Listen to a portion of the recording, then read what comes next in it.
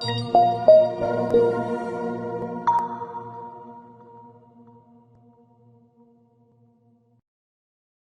is a substantial risk of loss associated with trading forex, binary options, stocks, or equities, collectively, asset classes. Only risk capital should be used for trading. Trading in any asset classes is not appropriate for everyone. Past performance is not necessarily indicative of future results. No representation is being made that investors will make profits, or will not sustain losses. Before trading in any asset classes, investors should consult with their professional broker, financial advisor, or financial consultant to determine whether trading asset classes is appropriate. Investors who trade in any asset classes should only do so if the capital used for this purpose represents funds that an investor can afford to lose without adversely impacting the investor's lifestyle. No trading strategy or methodology is without risk of loss.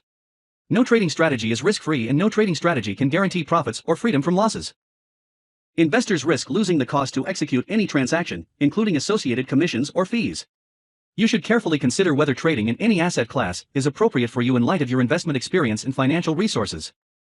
Any trading decisions you make are solely your responsibility and at your own risk. None of the statements or materials in the Auvoria Prime chat rooms constitute a solicitation or recommendation to buy or sell. Steve Federal here on the microphone. Today's the 23rd of April. I am your firm's chief dude, risk manager, and hopefully a guy that will present a great education to you. I do want to talk today a little bit about the changes in the times. So if you could see here on the screen, hopefully this is broadcasting okay. We have changed the time to 10 a.m. on Saturday. This is Eastern time, US-based Eastern time. So if you could please alert the troops in all your chats and meetings. I know that Susan and a lot of the marketing people and Bill going to be switching things around as far as times that get posted automatically, and a lot of the bots that do all kinds of auto posting across Telegram. So just be aware of that.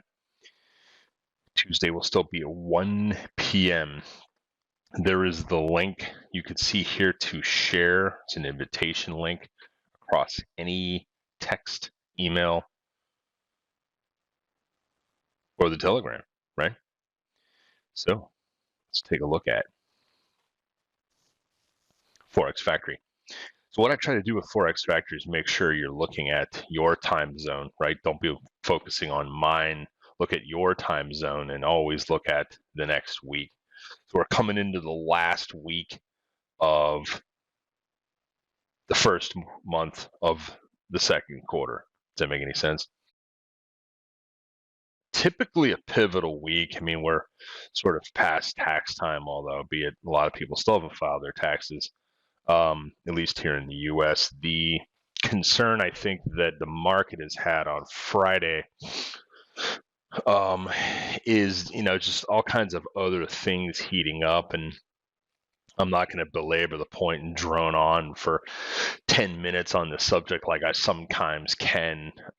Really just you guys have been through this before. So, I mean, everybody understands that we are in a supply chain based issues that has been pandemic affected with supply chain shortcomings, if you will, in almost every area. And boy, am I completely and utterly engrossed in that in Florida here, because I can't find the kind of car that I want to save my life. So thought about ordering one from Washington State, which is totally crazy. But then again, it's probably my own fault because there's a particular type of vehicle I want, and that's it. So, and unfortunately, it's unicorn rare. So, from my own craziness in that search, I am seeing how this is impacting a lot of us globally. But the only way to truly stave off, and there's certainly plenty of Keynesian economics that will argue this fact, but essentially one of the only ways to truly stave off inflation is to raise interest rates, right? There's other ways you can do it. I'm not going to bore everybody with that, but if central banks decide to raise interest rates, essentially the current value of a bond or a bond portfolio or mutual fund, the price is going to go down from a very elevated level over the last several years. But surprisingly enough, even in the declines we've seen in the credit markets, we're still back to where we were in 2018. So that's essentially how far we've come. But looking back historically, as I had mentioned last weekend, isn't that far, right? doesn't mean we can't go much, much further, right? So how does this affect currencies? Well, talked a lot about this from a JPY, Japanese yen and central bank, the Bank of Japan perspective last weekend. I would encourage you to listen to that broadcast. I go into pretty heavy detail of that. Also post a couple of decent things on Telegram during the week, and including a really good macro presentation. One of the best I've ever heard commencement speeches to a graduating class. It just happened to have been by one of my favorite all-time tacticians, if you will, in the market. Name's Dr. Michael Berry. He's one of the smartest minds I know by far. And I'll tell you, for what it's worth, if you watch the presentation that I posted on Telegram, I don't necessarily agree the more I watch him with his depiction of his character in the movie The Big Short. So with that being said, let's take a look at Forex Factory. So coming up, got bank holidays in the Down Under. I think it's Kangaroo Day tomorrow. Just kidding. So they got some time off, and then it's a bank holiday in Italy. And keep in mind, we're looking at the 24th, 25th. So I'm always trying to double check the dates because sometimes I won't click this to go forward. So make sure you're aware that you're looking at the right week. And one time I did a presentation really early on at AP, and I think I went through all of the entire week, and it was the previous week. Yeah, it was a dope. I think I must have been hungover or something. In any case, what's going to affect this week outside of craziness in Ukraine and Russia, outside of markets just jitteriness with bubbleiciousness in lots of different areas, including interest rates and the cost of goods and services globally in developed markets, which have gone up in many, many different cases. I saw a board the other day on one of the financial channels, and I forget the name of this guy, but he's always showing whiteboards on the television. It's kind of surprising. I mean, basically the average price across the board's up like 10%, you know? I think the surprising thing in this whiteboard is that, at least in the U.S., restaurants haven't increased their prices a ton, right? But just a side note of risk management, at least if you go to the Kobe Japanese Steakhouse in Orlando, keep a close eye on your bill, as we've seen a lot happening before we moved from SoCal to Florida. People in the restaurant's management have been really sneaky, and they're sliding in the tip automatically on your bill. So it's 18%, or I typically tip closer to 25 if service is good, but it's included in the bill now in some places. It's crazy. So don't tip twice unless you think your server's done an outstanding job. Just be aware from a risk standpoint that they may try and extract more money from you. So that's my consumer tip of the week. Outside of that, CPI coming up, Aussie land. Notice we do not have a lot of really anything other than what most matters the last month, far more than the jobs report and Tesla's earnings, by the way, is the core PCI price. So Bureau of Economic Analysis is what puts this out, and you guys can see some of these numbers were just ragers over the last few quarters in relation to forecasts and previous, and it's really quite sad. So you can really look back towards, we'll call it the old days, when we would see maybe 0.1, right, instead of seeing these much larger numbers. So as far as the changes of price of goods and services, this is a great way, what's called a core PCI news release. This certainly could be a jitterbug to the market on Friday. Any market, equities, bonds, Forex, right? Commodities. This is the four we're focused on. And there's lots of different reasons we focus on just all four of those markets as opposed to just Forex, right? There's lots of other things that provide all kinds of pan-action movements into the Forex market. So that being said, and I'll belabor the point on that, let's take a look at the global, go to the daily chart. finviz.com, click on all. We were looking last week on weekly charts only, right? So let's just look at dailies this week. I'm not going to get too deep into the equities, albeit I've noticed in the Arrow trading room with a lot of different strategies, there's been some guys that have really been killing it in there. So my hat's off to Jackie and a lot of her troops have really been doing a good job in there. I don't get much opportunity to peel through some of the comments just because there's just so much chatter in these rooms.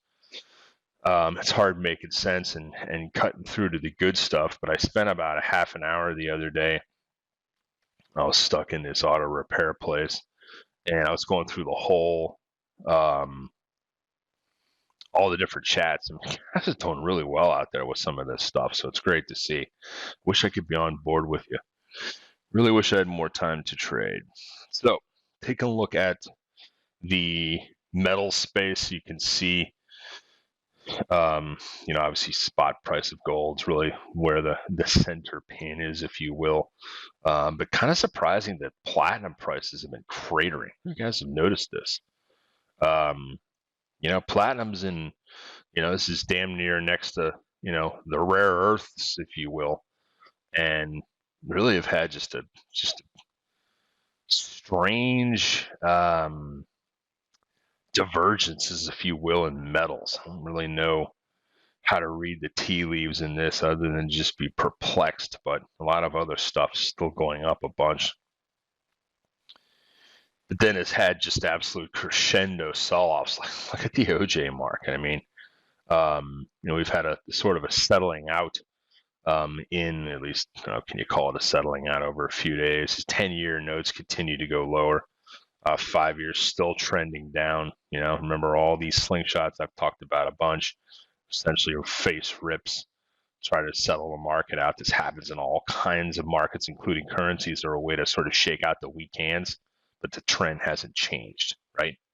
So don't let quick face rips. If you're were short the S&P is an example over the last whatever period of time, you had a lot of face rip rallies that could have taken you out of the market. But if you let just sort of the patience on maybe some of those swing trades play out, it's just a murderous decline the last 2 days. Yen stabilizes, you can see here when we're looking at daily charts. As the trend lower, I've talked about a lot in the British pound, we have new lows.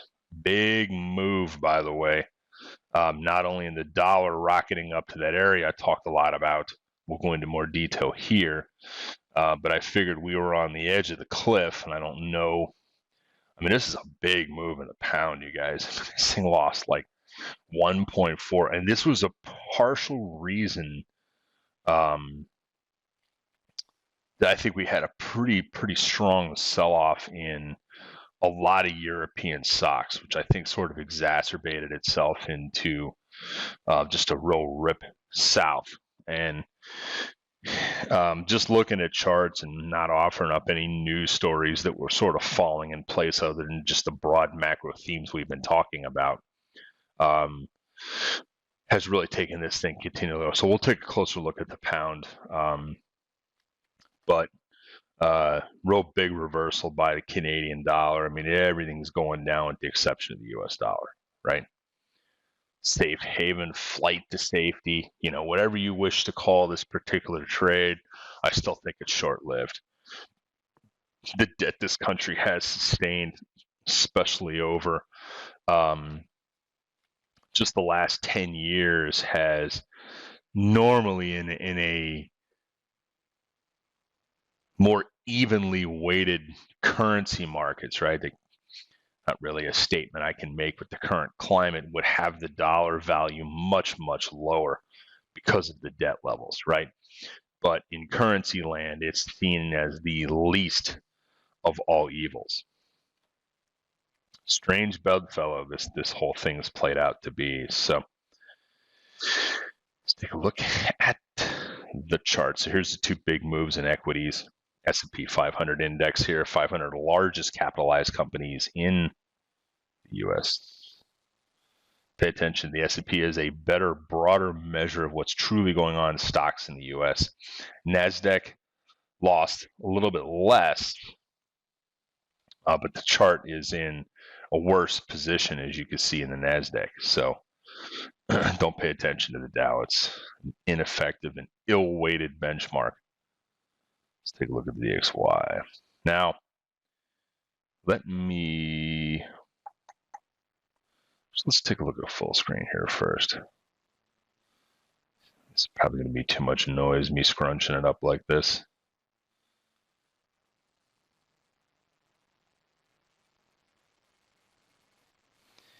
Sometimes you want to see the noisier movements surrounding a top, okay? And how many of these areas can act as a field of magnification for price, okay? Maybe isn't described quite the best ways, but markets that get past, I should say just almost the price of anything that gets past a particular zone that it is spent balancing in between one price zone and another, breaks into an upper or lower price zone, higher enough or lower, are almost always going to test the other end of the range. It's just human nature in the efficient market and efficient auctioning process of markets. Okay. So doesn't mean it's always going to happen. It's just generally developed and very liquid traded instruments will have a mean reversion over the longer term. So if something gets stretched ridiculous to the south, even as bad as the sell-off in the British pound has had, it will have a mean reversion typically back to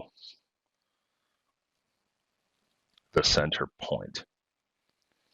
And that is mostly just defined by a zone. So you can kind of see that from here. Let's take a look at the weekly chart. Now, again, if you guys are fairly new to sort of my process here, even though just to pat myself on the back for a bit, have been fairly accurate on a lot of this stuff over the last, from a macro perspective, over the last 2 years.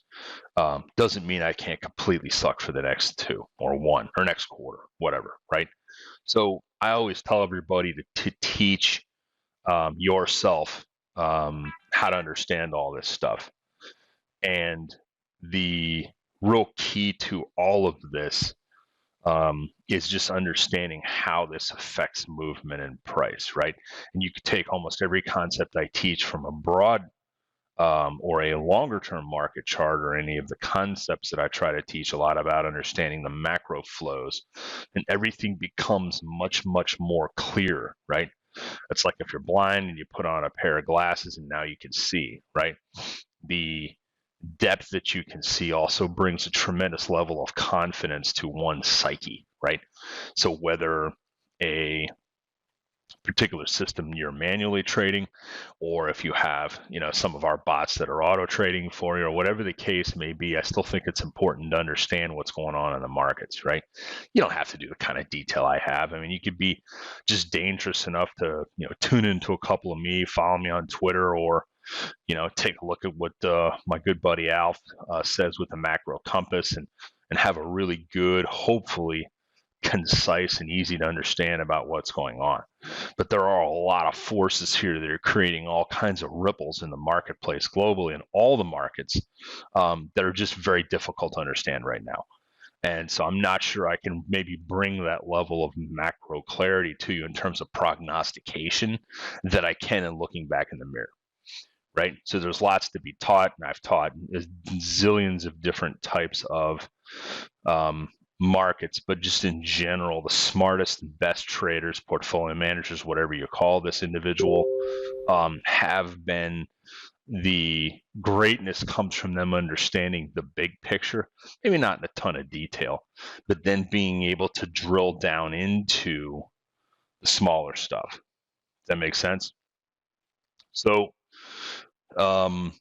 the real issue I find with understanding what's going on is that how does this help me in, the little detail that is my trading life, right? Depending on what type of time you put into that, is really going to amount to it. But it's even some of the most skilled traders, uh, of which they'll still pull a piece of nuggets out of just the simplest discussion from maybe more of an intermediate trader. So, I always say never stop learning, always be a sponge, looking for information here. So, so the area I've talked a lot about is this whole 102 to the absolute top, which is just under 104. I think we'll see it sooner versus later. Whatever currency you may be trading, I would rather be riding the pullbacks on something like this, or most cases the rallies and most of the other currencies, right?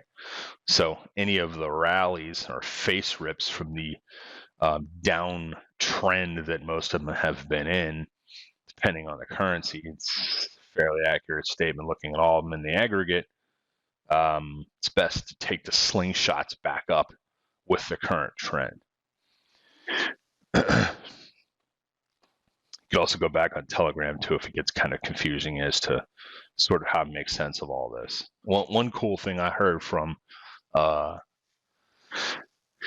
heard more than a few times in the past from students. I have a client that has a great interest in this. Most of my clients could give a rat's ass about any of this stuff. That's why they want us to manage their money for them. Hey, that's fine. It's okay too. But I got a DM the other day from a AP sub. He basically said he's been through some of my obviously each calls, but he's been through every piece I've posted in. And he said he's got more education out of that real world understanding of how the simple forces of supply and demand affect global markets than he ever did in his macroeconomics class in college. But that's great, right? Now, there's a lot of concepts of that I don't teach that class could far give you insight beyond what I could do, but it's the broad understanding of supply and demand. It brings just mass loads of clarity to almost every facets of one's business and investing life. I promise you, if you start off with that, it would be a great foundation. So it's kind of like oftentimes very successful business people started off with a law degree, right? Because it gives you an angle of, how, whether it be contract law or business or, any type of corporate law, how to understand generally how things work from a legal perspective gives you a certain perspective on a business. I choose, if I had my choice again, I probably would have finished finance school like I did at Xavier, and then just gone right into go take my LSATs and just gone to law school. Don't know that I would have been an attorney. Probably would still be sitting in the same gig I am now. Prefer far to be a financial advisor and a trader than chasing around. But I've had more and more interest in at least teaching perspective. So I think at some point, probably in about, I don't know, 6 or 7 years, I may jump across the street to the 2 local colleges and see about, maybe hosting like an executive class over a weekend or something like that, to be able to do some teaching. Because I'll tell you, and I think what probably sparked it is Ron DeSantis, our governor, has basically signed into law, which I thought was a genius move, that all the students must finish before they graduate high school a financial literacy. Now, what form that's going to take or look like, I don't really know. I think that would be really cool to be on his council, trying to help shape, because the vast majority of finance, with the exception of the best business schools, that is taught out there in the public system, either in a public or parochial type of setting, it's just, it's not an education, I can't tell you how many times in the course of just in a week that I wind up educating just some of the employees at First Down on, how does credit really work, right? What's the difference between checking, savings, and a brokerage account? Right? There's different types of brokers, right? Depending on the investment. What's the difference between private equity, venture capital, and startup, right? Venture capital and private equity is, a lot of these funds are essentially do the same thing, right? So you watch enough Shark Tank, you get an idea of venture capital, right? But many of these types of business leaders also operate in a private equity type situation as well. It's kind of what I think Twitter is fighting against Elon and his whatever group of cronies is trying to get together to take Twitter private, right? There can be value extracted in pulling a company that's not well run from the public markets, revamping it, and then bringing it public, or in some form bringing it public as a spinoff or a subsidiary, to bring more value to the shareholders and the founders at some point down the road. It is in an exceptionally, very highly profitable area in the past. The problem is now there's just way too much cash chasing way too few good deals. And as I like to joke, most of this is the Federal Reserve and other central banks' faults. This country and most of the global developed markets have been absolutely sloshing around in cash, right? Way too much cash chasing way too few deals. Just puts everything in a bid up type perspective. And this is a huge reason. If you look at last year, most of the a lot of these startups and pipes and all these crazy blank check companies that would come public, they've all just crashed, right? I mean, even some of the best ones out there, and they don't even talk about it on CNBC or Bloomberg or Fox Business, right? Even, because the glory of the, many of these, what they call pipe companies, it's just the blank check merges with some sort of shell and it comes into market as a publicly traded company. It's a shell game, right? Oh yeah, we have a $2 billion check to write to buy something. You're trying to buy something everybody else is bidding on too, right? So guess what happens? The price gets bid up, and this is what happened. And a lot of these startups had these just monstrous valuations. And I got actually into a fight with a portfolio manager at a conference. We were up on stage talking about some stuff, and he basically said, this is going to continue. I said, I don't think Uber will be worth a crap 2 years after it goes public, just because it hit the market at such a high valuation, right? Or Airbnb, for that matter. Or there's a whole host of companies that fit into this realm, right? Sure enough, thing ain't worth a damn dime more than when it came public, right? Because the market's trying to digest it. Things are just bid up too much. So what's sort of the learning lesson in all of this? The learning lesson is don't get caught in the mania. Don't get caught in the bid up, right? i.e. Bitcoin at 68,000-ish a coin, right? Nothing can ever, or I should say Tesla when it was rocking through into 1,400, it's pulled back. In all fairness, Tesla did some pretty good earnings last quarter.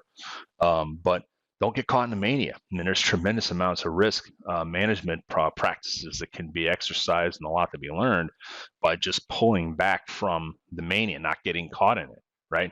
Great example of another mania, real estate.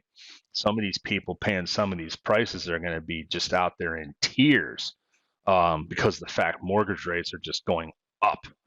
And the purchasing of homes, maybe with the exception of Florida, has just dropped off recently, right? You can follow that a little more closely in the price of home builders. KB Homes, DR Horton, Hovnanian, right? Toll Brothers. You can see what's going on. Now, there still is a lot of demand, but at some point, it's going to just come to the edge of the cliff, just like it did in 2008 and 9. And you have people buying in 30, 35% higher, depending on the market. Prices are going to come back down. That's that reversion to the mean thing again.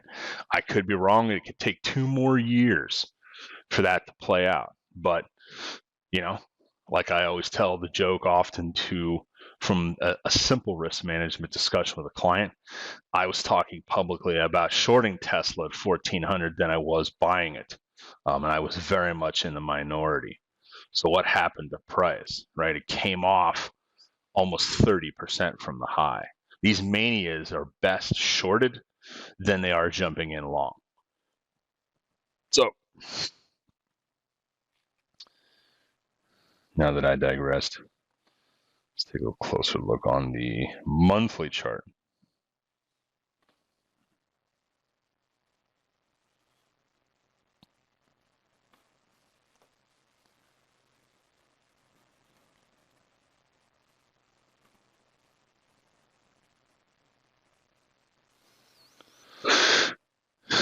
So this is a big movement in the dollar price from a monthly perspective, as you can see right here.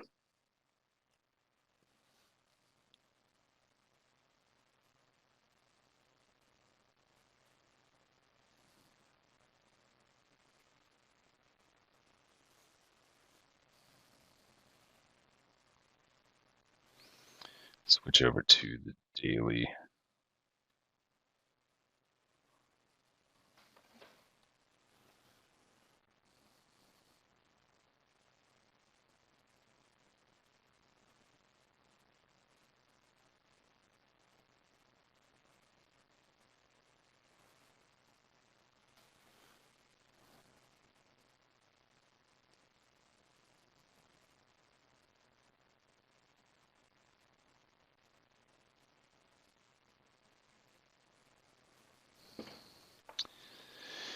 All right, let's jump over and look at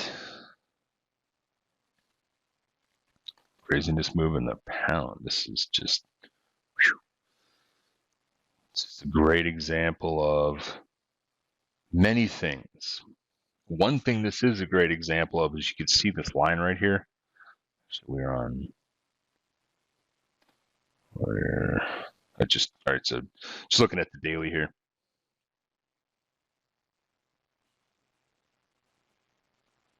Look what support this whole 130 area was. 1.30000. This was big support, long term. When support gives way, price moves. In this case, it had an exaggerated move. In this case, also look to see how far, this is a daily chart, so look how far this thing went underneath the Bollinger Band. Take a look on a weekly perspective.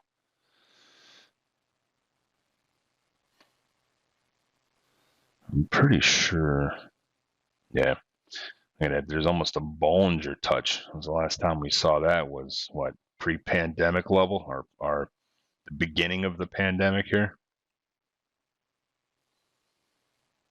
Big move. Not big in relation to the pandemic, obviously, right? But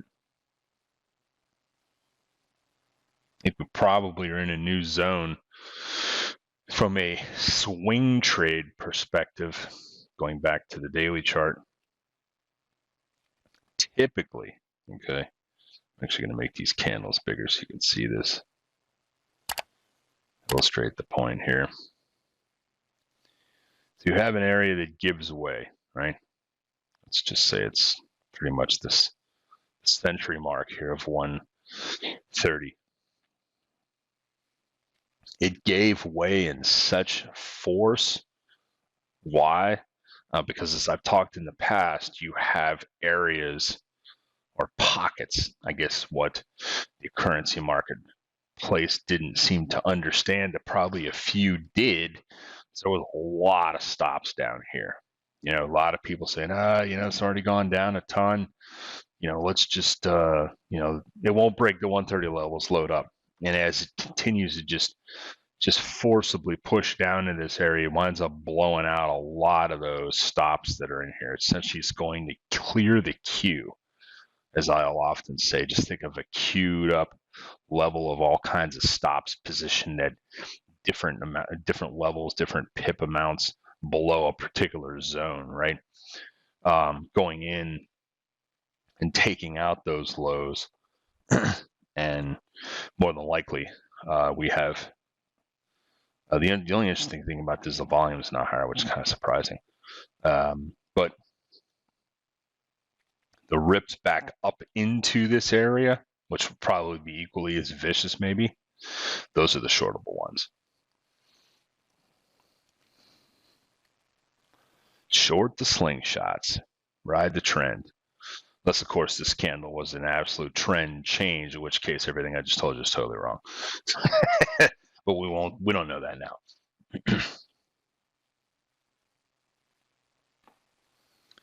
All right, so let's reset the price scale.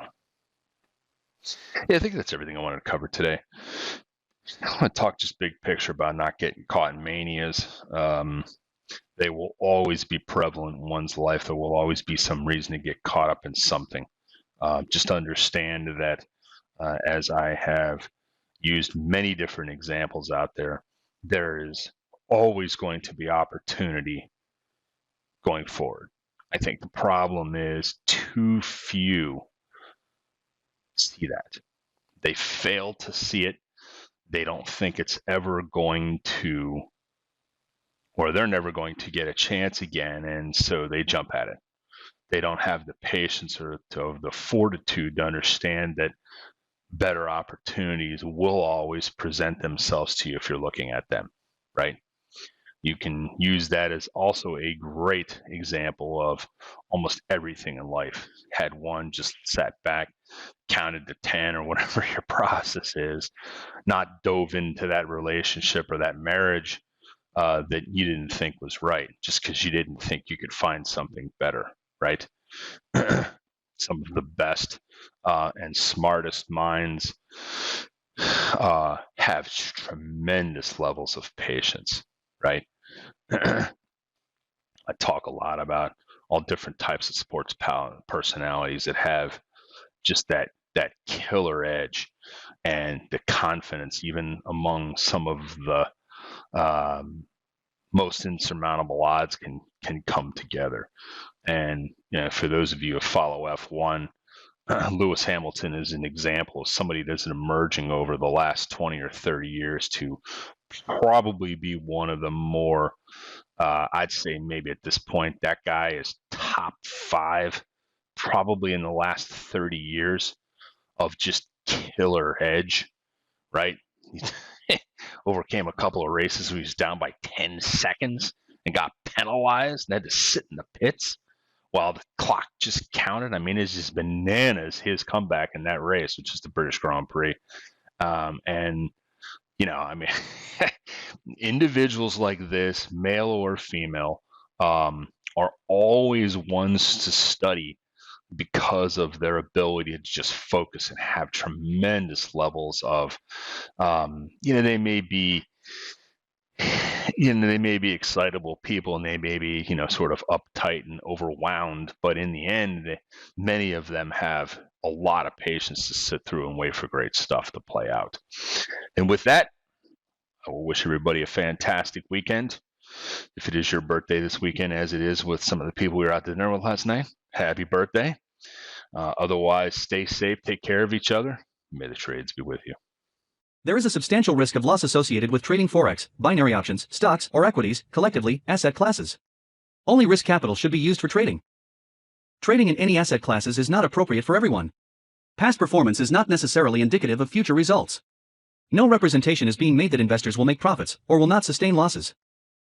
Before trading in any asset classes, investors should consult with their professional broker, financial advisor, or financial consultant to determine whether trading asset classes is appropriate. Investors who trade in any asset classes should only do so if the capital used for this purpose represents funds that an investor can afford to lose without adversely impacting the investor's lifestyle. No trading strategy or methodology is without risk of loss. No trading strategy is risk-free, and no trading strategy can guarantee profits or freedom from losses. Investors risk losing the cost to execute any transaction, including associated commissions or fees. You should carefully consider whether trading in any asset class is appropriate for you in light of your investment experience and financial resources. Any trading decisions you make are solely your responsibility and at your own risk. None of the statements or materials in the Auvoria Prime chat rooms constitute a solicitation or recommendation to buy or sell.